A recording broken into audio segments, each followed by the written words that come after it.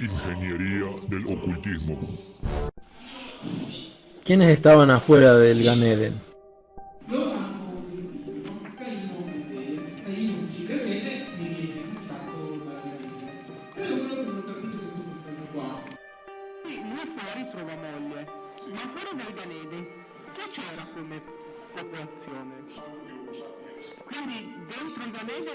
Ahora bien, si queremos hacer una distinción, digamos esto, que los adamitas eran una especie particular, genéticamente más pura, porque estaban hechos para ser usados por los Elohim, y tenían que estar dentro del Gan Eden.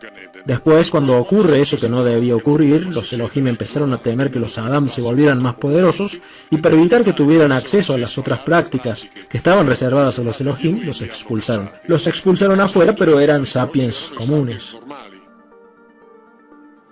El sapiens es el resultado, porque como deriva de aquella translocación robertsoniana, es siempre un producto de ellos. Después, dentro del sapiens, ellos se fabricaron esta especie particular que es la de los adamitas, que es la especie de la que se ocupa la Biblia, porque la Biblia no se ocupa de la humanidad, se ocupa de los adamitas, que son un grupo particular desde el punto de vista genético más puro respecto a los otros, porque tenían mucho más componente genético de ellos, incluso también porque ellos se unían sexualmente con las hembras adamíticas, mientras que el sapien siguió por su cuenta. Tanto es así que Caín, cuando asesina a Abel por lo que es desterrado del clan familiar, dice, pero si me expulsan de acá cualquiera me va a encontrar y me va a matar. ¿Por qué? Porque él tenía miedo de terminar en medio de los otros, que a su punto de vista eran bárbaros, porque ellos eran un grupo mucho más civilizado porque estaban en contacto con los Elohim. ¿Me explico? Los otros eran los sapiens comunes, que estaban siguiendo la evolución normal. Eran esclavos también, pero no tenían el mismo tratamiento, ni genético ni cultural, digámoslo así, que en cambio sí tenían los adamitas, que eran el grupo del cual se ocupa la Biblia.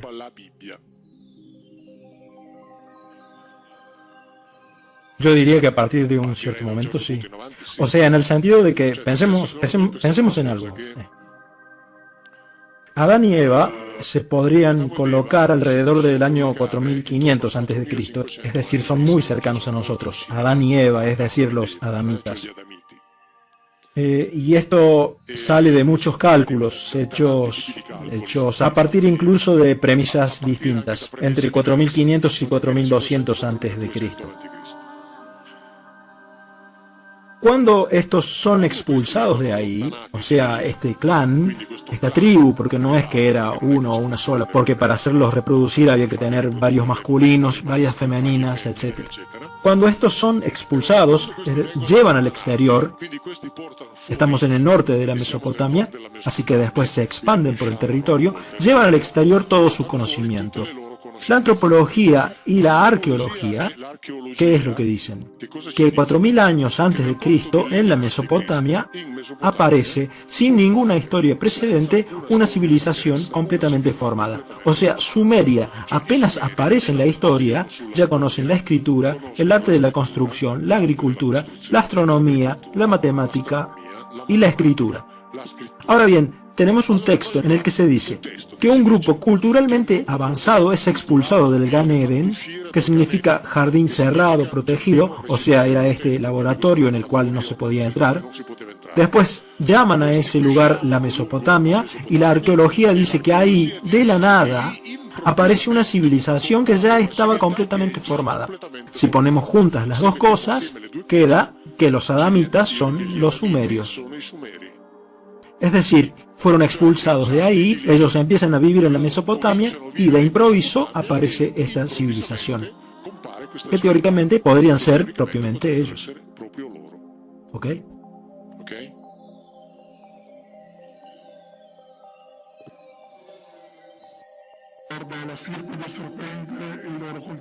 Sobre la serpiente del Edén. Ahora bien, cuando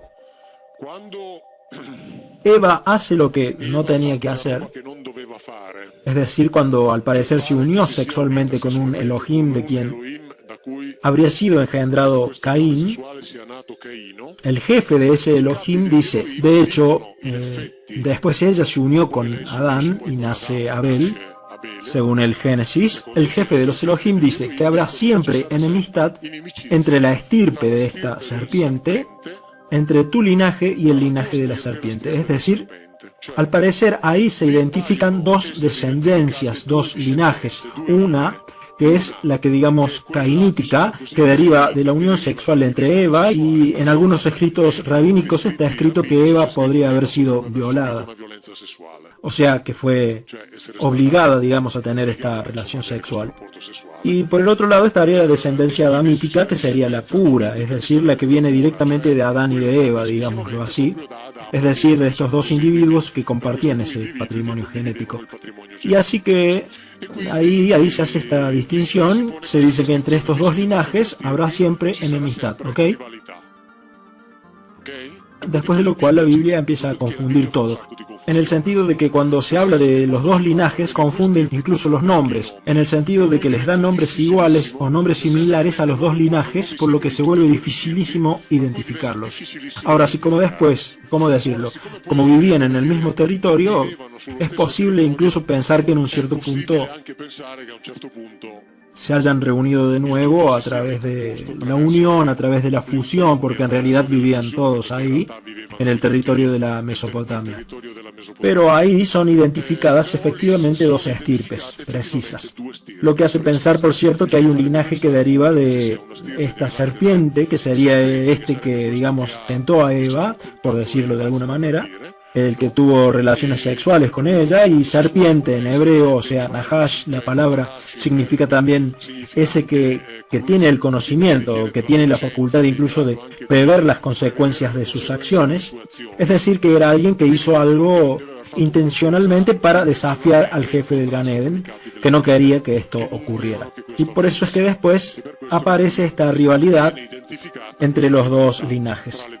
Tanto es así que después Adán y Eva, ahora bien, Caín asesina a Abel, entre otras cosas, en la Biblia está escrito que Abel le ofreció a los Elohim carne de cordero y Caín les ofreció el producto de la tierra.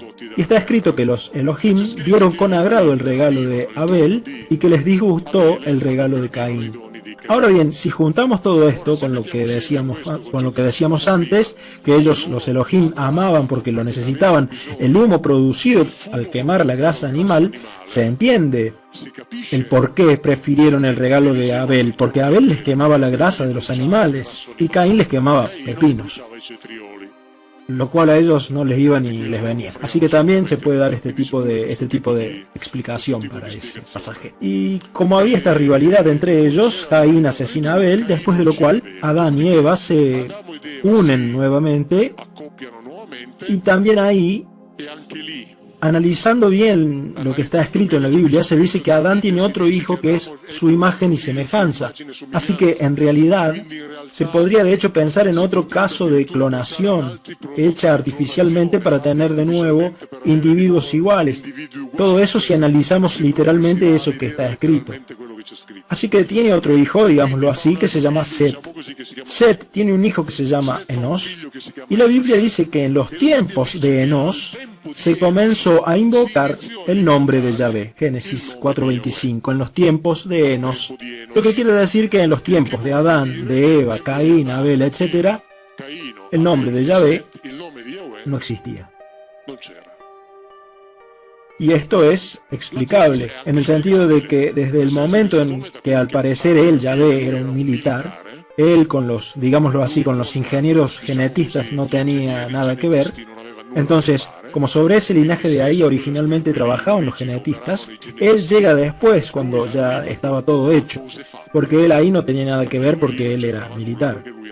Tanto es así que la Biblia dice que recién en los tiempos de Enos se empieza a hablar de él, a conocerse su nombre. Antes de eso no. ¿Ok? Después aparece... ¿Sí? ¿Cómo?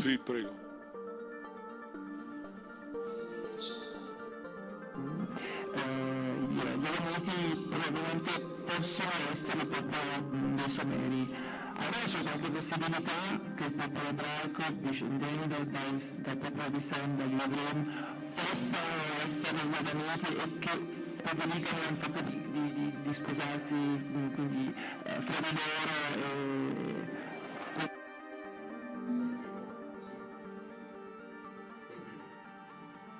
Tanto es así que la cosa curiosa es esto. La Biblia nombra, en resumen, a todos los pueblos del Medio Oriente. Por ejemplo, la Biblia incluso nombra a los hititas, el pueblo de Yati, que hasta que fue descubierta la ciudad de los hititas en el año 900, se pensaba que en la Biblia se mencionaban pueblos inventados, inexistentes, y después se descubrió que los hititas existieron y los hititas son mencionados en la Biblia. Pero lo curioso es que la Biblia no menciona nunca a los sumerios, es decir, ni siquiera los nombra. Y el hecho de que no los nombre, esta era la ciudad más importante que existió en todo ese territorio, se podría explicar diciendo que son ellos mismos, en el sentido de que ellos hablan de los otros y no citan a los sumerios, porque los sumerios serían ellos mismos. ¿Me explico? Así que esta es una explicación, una posible explicación, ¿no? O sea, los italianos hablan de la historia de Europa, hablan de los franceses, de los alemanes, de los austríacos, etc. O sea, hablan de todos esos y después dicen nosotros, pero no es que se iban a poner a escribir los italianos hacían esto o aquello, porque eran italianos. Dicen los franceses hacían, los alemanes hacían, y después nosotros, así que se dice nosotros y los otros. Y tal vez por eso los sumerios no son mencionados, y tal vez porque esta historia fue escrita por ellos mismos, ¿ok?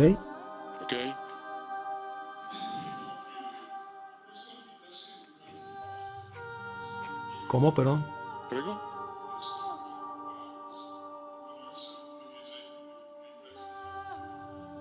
¿Los textos de quién?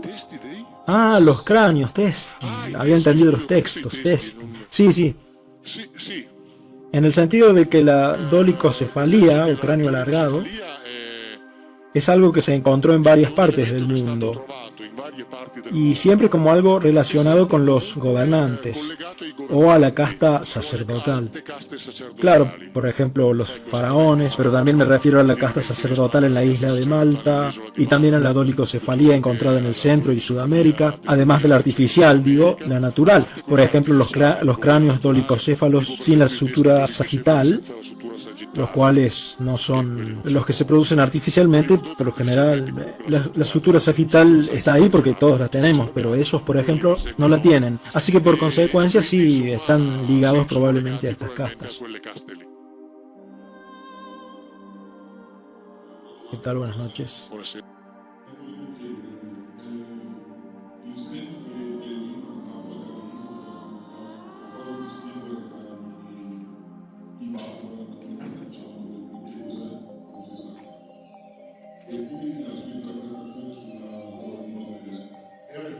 Los identificaba físicamente, por ejemplo, el hecho, no sé cómo decirlo, el hecho de tener menos pelo que los otros. O también los identificaba el hecho de que ellos, ¿cómo decirlo?, hablaban un idioma. Por muchos lados aparecen hipótesis, pero son solamente hipótesis, así que cada uno puede elegir la que quiera. No hay pruebas para decir, es más probable esta que las demás.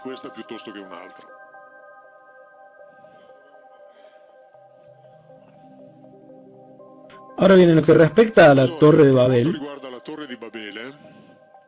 en la Biblia se dice que este pueblo, esta gente que estaba reunida, y acá habría que señalar que en los relatos extrabíblicos, como por ejemplo en los de Flavio Josefo, se dice que eran pueblos que habían recibido la orden de no reunirse, pero estos, desobedeciendo la orden recibida, se reunieron en una alianza, y está escrito que estaban construyendo un centro habitado con una torre con la que querían alcanzar el cielo. Aunque esto también se interpreta en términos alegóricos, metafóricos, como la arrogancia del hombre, ¿no?, que construye una torre para llegar al cielo. Y llegan estos sujetos y la destruyen y los dispersan de forma que esta alianza no se vuelva a unir. Y para eso dividen los lenguajes. Lo curioso es que, como estos construían una torre que les hubiera permitido llegar al cielo, ¿qué podría haber sido esta torre? Considerando que estaba siendo construida en el interior de un centro, ¿cómo decirlo?, un centro urbano con habitantes, donde estaba esta cosa que iba a llegar al cielo. O sea, yo me pregunto, haciendo siempre los racionamientos estúpidos que hago yo, si yo quiero acercarme al cielo, en vez de dedicar un montón de meses a construir una torre de una altura de 200 o 250 metros, si en 2 horas escalo una altura de 700 metros a pie, y voy a estar 3 veces más alto que con la torre, que me llevó 5 meses construir. O mejor si escalo una montaña de 3000 metros, desde el momento en el que al norte tenían las montañas Urales. Así que es obvio que es algo ridículo, ¿no? Pensar que construían una torre para salir. O sea, estoy en el llano, construyo una torre de 200 metros cuando puedo subir a pie a una altura de 500 metros. Y lo hago en 2 horas, ¿no? Okay. Así que está claro que el relato no se refiere a eso. Viendo que eso ocurrió en el periodo en el que los Elohim combatían entre ellos con sus propias armas, lo más probable es que aquella cosa haya sido una plataforma de lanzamiento, que entre otras cosas está presente en la Biblia, por ejemplo en la visión de Zacarías. Zacarías dice, llamémosle visiones, es decir, fue algo que él vio, que en un cierto momento él ve llegar un carro volador, es decir, un cilindro volador, y da incluso hasta las dimensiones, 20 metros por 5. Después de lo cual llega otro objeto volador que se llama Efá, que no es traducido porque no saben cómo traducirlo, por suerte. Un Efá volador que se posa en la tierra, que tiene una escotilla metálica que se abre, y adentro hay una mujer que lo pilotea. Zacarías 5:7. Después de lo cual, volando llega otra mujer. Las dos juntas se van, y Zacarías le pregunta al malaj, es decir, al ángel que está con él, ¿a dónde se van? Y el malaj le dice, están yendo a la tierra de Sinar, que quiere decir tierra de Sumer, donde están construyendo una plataforma donde se debe posar. Zacarías 5:11. Así que estos objetos voladores que se posaban sobre plataformas están claramente descritos en la Biblia. Esto está en el libro de Zacarías, lo pueden encontrar en la traducción que tienen todos. Así que el hecho de hablar de una plataforma de lanzamiento es al menos coherente con una serie de otros relatos bíblicos y es coherente con el relato de lo que ocurrió en Sodoma y Gomorra.